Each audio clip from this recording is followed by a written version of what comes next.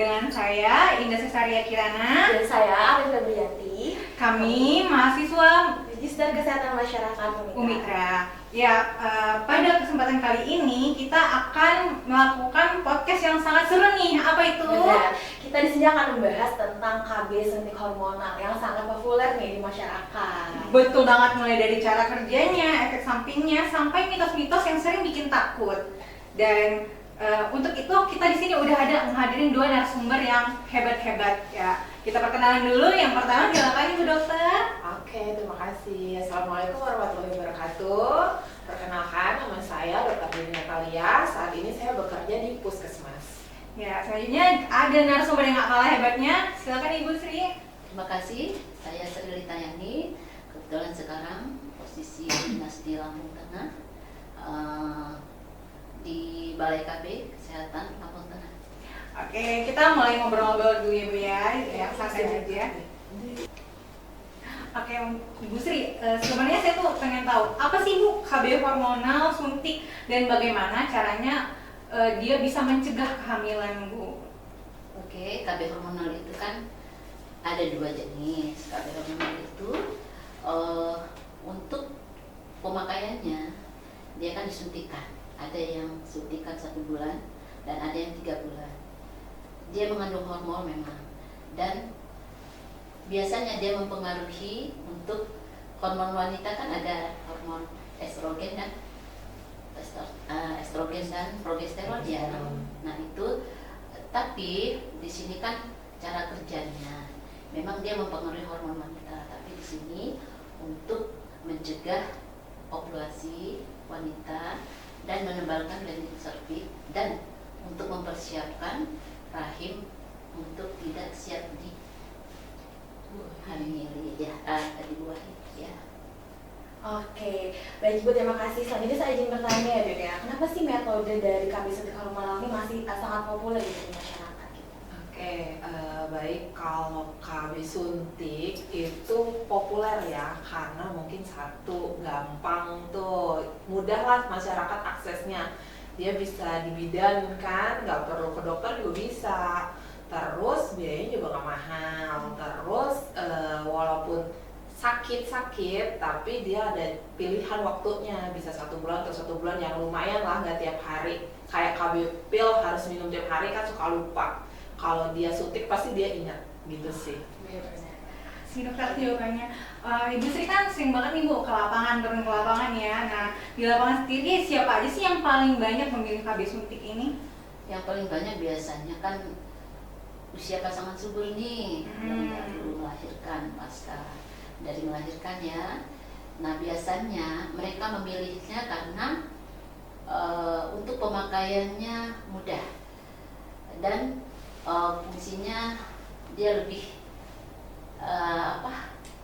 tinggi untuk fungsinya di dalam pencegahan untuk hamil si ibu ya. Karena pada usia pasca melahirkan memang biasanya untuk ketidaktahuan itu pasti ya belum terlalu familiar dengan alat kontrasepsi. Nah ini pilihan yang tepat karena dia mudah didapat dan biasanya dia tidak berulang seperti pil ya. Kalau pil kan harus diingatkan, harus diminum setiap hari. Nah itu kemudahannya dan efektivitasnya jelas tinggi. Oke, makasih banyak. Mungkin saya izin bertanya lagi ya. Sebenarnya untuk orang yang pengguna KB ini sendiri, apa sih keluhan yang sering dirasakan oleh penggunanya gitu? Kalau keluhan, yang pertama mungkin kalau keluhan hampir nggak ada sih ya, walaupun disuntik sakit tapi itu nggak ada gitu. Paling sering mungkin dia nggak mens ya, itu yang paling. Terus kegemukan suka muncul karena memang hormonal kan, masing-masing orang pasti beda-beda. Ada yang disuntik itu dia tambah nafsu nih makan gitu, tapi ada juga yang kok nggak ada nafsu sama sekali, akhirnya kurus gitu juga ada sih, macam-macam. Itu efeknya nggak bisa kita pastikan. Nanti kalau misalkan nih kayak saya nih, Dok, efek samping KB suntiknya apa sih gitu ya, saya jelasin aja secara pengalaman begini-begini. Ada yang memang Kalau alergi jarang ya, kalau KB suntik saya hampir nggak pernah nemuin tuh alergi suntikan KB itu nggak pernah. Paling ya itu nggak mens dianya, terus berat badannya naik, paling itu aja sih kalau yang keluhan. Tapi kalau lain-lain enggak. Berarti itu bergantung individu ya, Iya Dok, benar ya? banget individunya. Terus yang kalau misalkan dia sakit itu juga kayaknya udah jarang banget sih. Kayaknya udah biasa gitu ya. Iya. Udah biasa banget mereka itu disuntik tiap bulan itu udah biasa banget gitu. Nah, terus nih ada satu lagi nih mitos yang tersebar di masyarakat. Katanya nih penggunaan KB ini banyak yang takut kesuburannya nggak balik setelah suntik KB.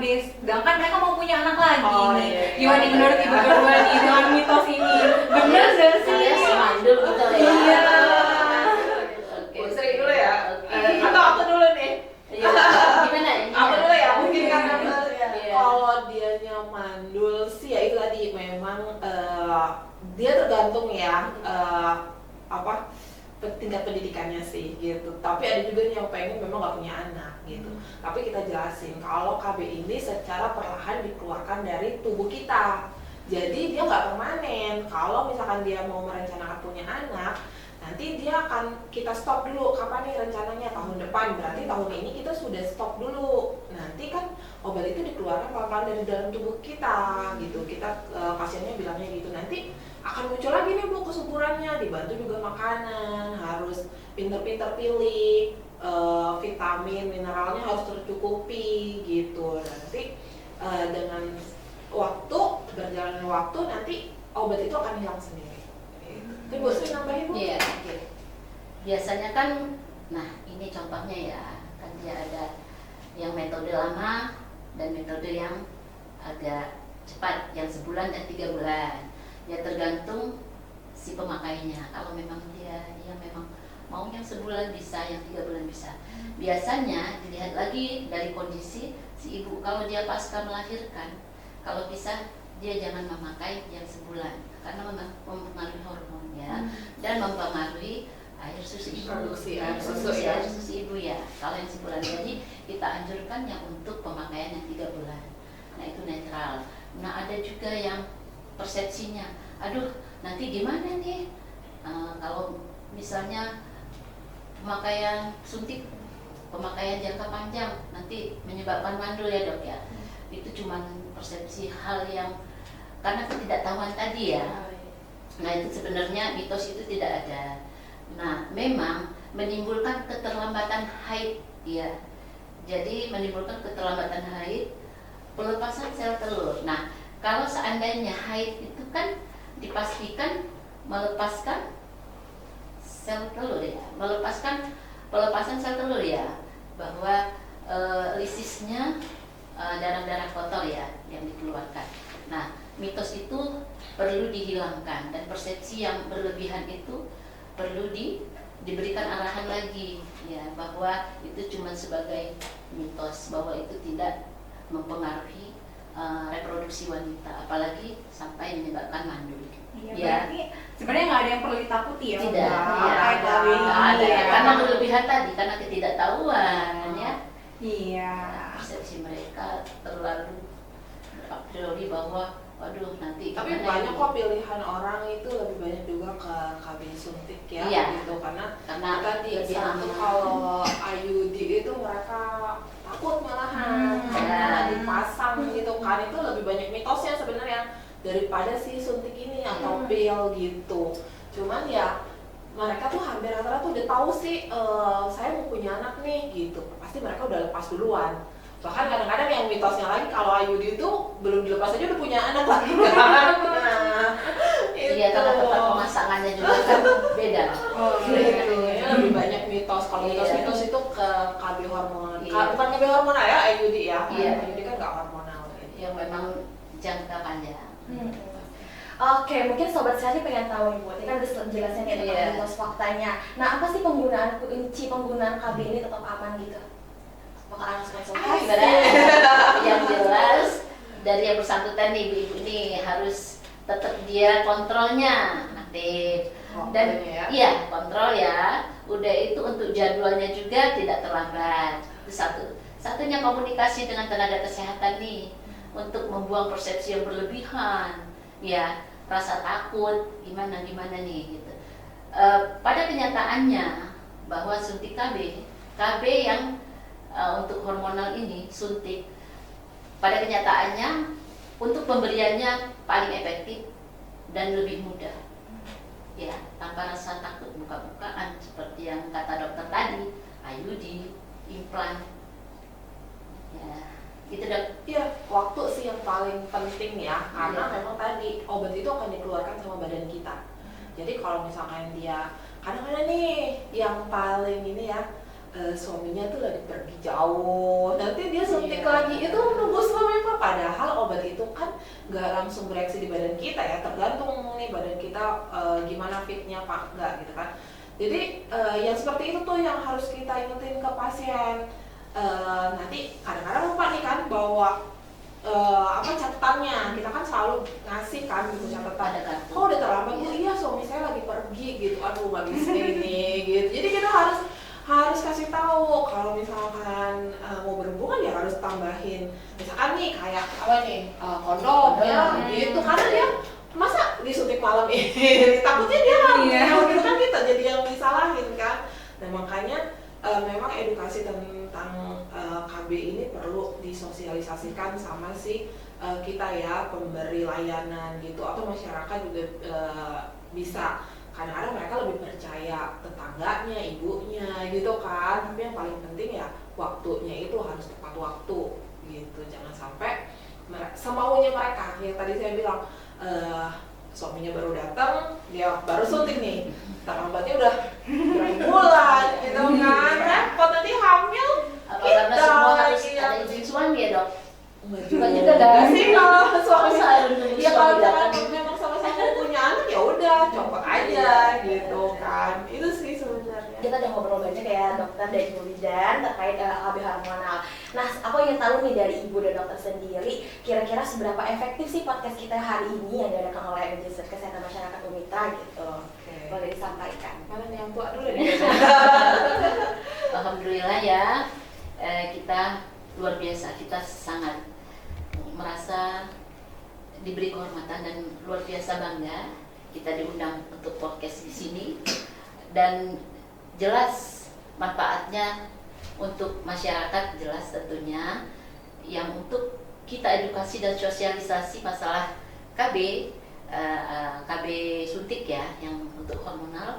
Dan kami sebagai narasumber, sebagai bidan dan dokter, luar biasa kami merasa sangat bangga sekali ya diundang di sini untuk diberi fasilitas dari kampus Unitra. Nah, mungkin podcast pertama kita di sini untuk edukasi dan sosialisasi masalah KB ini. Luar biasa. Kami sangat merasa berterima kasih juga dari pihak kampus dan Unitra podcast ini, dan untuk selanjutnya lebih maju lagi dan berjaya. Oke, Ibu dokter, silakan Oke. Ibu dokter. Kalau dari saya sendiri, saya juga mengucapkan banyak terima kasih karena sudah diberi ruang di sini untuk mempromosikan kesehatan yang mungkin tadi masih banyak mitos-mitosnya ya. Ternyata di dunia pendidikan, Universitas Mitra Indonesia ini memfasilitasi loh gitu. Mungkin dari nakes sendiri tuh banyak yang belum tahu, makanya nanti adik-adik ini itu harus promosi ya ke tempat-tempat ya. Nanti saya akan mempromosikan bahwa Universitas Mitra Indonesia ini mempunyai ruang loh untuk media informasi kesehatan gitu, dimana masyarakat yang belum paham tentang apa-apa, ini hanya sebagian kecil ya KB ini ya, KB kan banyak banget dan lebih luas lagi itu untuk dunia kesehatan. Jadi saya pribadi sebagai dokter di puskesmas itu yang mungkin media promosinya masih kurang, ternyata bisa loh difasilitasi oleh kampus gitu, dimana generasi-generasi muda itu tumbuh dari dunia pendidikan. Itu saja ya. Terima kasih banyak loh Universitas Mitra Indonesia dan adik-adik S2 Kesehatan Masyarakat ya. Iya. Sukses terus ya. Semoga cepat lulus jadi media dokter Oke. dan kita silaturahminya terjaga dan seterusnya ya. Iya. Oke. Dan terima kasih untuk Bu Dokter dan Bu Bidan atas waktunya. Sekian podcast kita pada pagi hari ini. Untuk teman-teman yang tertarik dengan podcast ini atau ingin menjadi seperti kami duduk di sini sebagai host podcast Umitra, boleh banget karena Umitra sekarang sudah buka loh pendaftarannya untuk S2 MKM. Silakan daftar di link yang ada di bawah ini atau segera langsung ke kampus Umitra ya. Oke. Sekian dari kami. Terima kasih.